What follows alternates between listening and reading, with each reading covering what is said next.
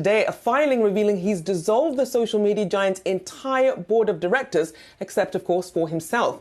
Now, it's one of several big changes the billionaire is bringing to the now private company. Here to discuss more about what Musk might do is Steve Jiang, Kindred Ventures founding managing partner. So as we take a look at these initial steps, obviously, we know that Musk likes to turn to Twitter for polls and ideas about things. Are we getting now a clearer idea of what we can expect with a Twitter under Musk? Well, look, he overpaid for a social media company that survives off of online advertising. In this economy, he is performing one of the largest tech LBOs in history in a really soft and thrashy online advertising market coming into Q4. So he has created a big hole for himself to crawl out of. He's got a team around him that's pretty smart, and they've been working at the HQ over the weekend and through this week to try to clean up the team in their view and create the team that will let him go back to running Tesla and SpaceX as well.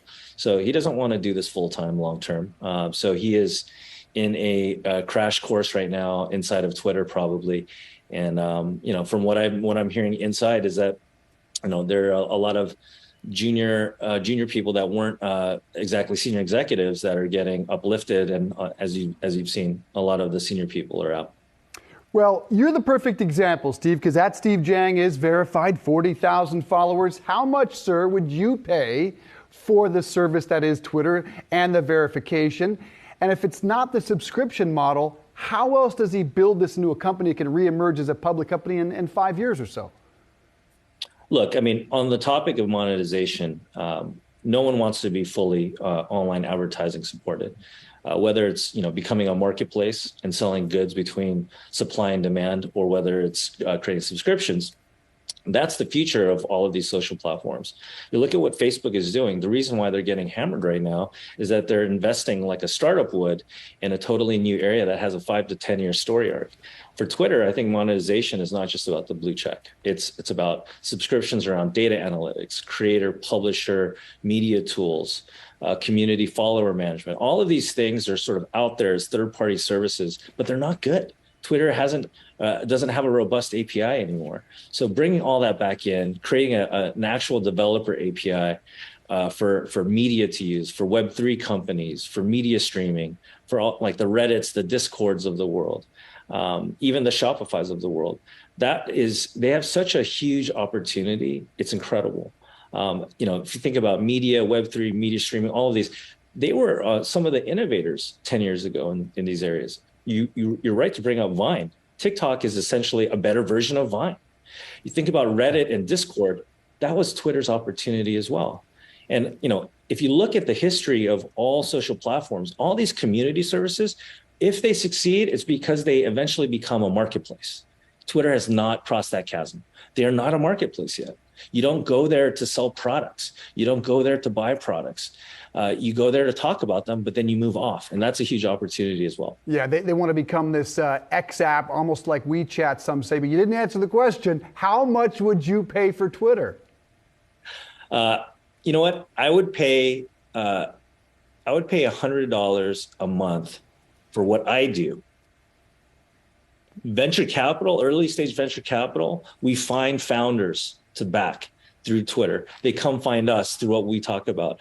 I don't even blog anymore. Blogging just seems passé and time consuming. We tweet about things. We can pull out our phone and tweet about things. So getting analytics, getting creator publisher tools around that, being able to manage and see who my followers are and what my community is. I mean, $100 sounds like a bargain. And we've seen that the price of Dogecoin, obviously one of Musk's favorite cryptos that he likes to tweet about, actually doubled in the month of October. Do you see him perhaps incorporating that into some of the payment systems as a way to really get more, get Doge more in the front line? I think that the Doge thing is a red herring and kind of a distraction. Elon has always said that he has a love-hate with crypto. So he's not a full Web3 believer at all. And also Jack Dorsey, prior CEO, he's about Bitcoin, but he's not necessarily a Web3 proponent. If you see what he's doing with Block. So inside of that company, there are some Web3 proponents on the product side that are absolutely talented. It makes total sense for crypto wallet integration to happen for your Twitter profile and feed. It makes total sense to be able to have streaming media and NFTs and DAOs and all these things happening. Because guess what? The entire crypto industry, their conversation is happening on Twitter already. So it makes total sense. And I think, this and, there's some basic low hanging fruit too. Think about every time you click on a New York Times article link or a Wall Street Journal link and you get a paywall, even though you're a subscriber. Low hanging fruit. Right. Have an authentication into your account so that you never have to see that paywall. So these are the types of things that I think everyone inside of Twitter, product, engineering, design, I think that they're eager to fix. And I think, my hope is that Elon and team will allow that common sense and that product development to pick up again. They should. Sounds like Elon should give you a call. So Twitter, like Uber, moved on from its founder, Travis Kalanick out. They report tomorrow. Curious your expectations for Uber after a really solid quarterly earnings beat last quarter. Stock down, though, about 40% this year. Yeah, look, Uber has a complex storytelling problem. One, because of the past history and all of the drama, but also because they have a lot of stuff going on in terms of acquisitions and outside holdings with all these non-cash charges. So if you strip away all of that, last quarter, for the first time, they hit positive free cash flow, which is amazing. This was the major thing that people were saying, this company can never go get profitable. And they've proven that. They've also proven that they are the utility network globally for mobility and logistics. No one comes even close. Didi doesn't come close. DoorDash is great at delivery, but they're only in the U.S. Lyft is only in the U.S. for ride sharing. So this is really a proxy for whether or not mobility and logistics enabled by technology is going to work. So this quarter is really important because this is where they show, hey, this edge, this advantage they have over all these other competitors should shine right now. Inflation is a driver in some ways for Uber.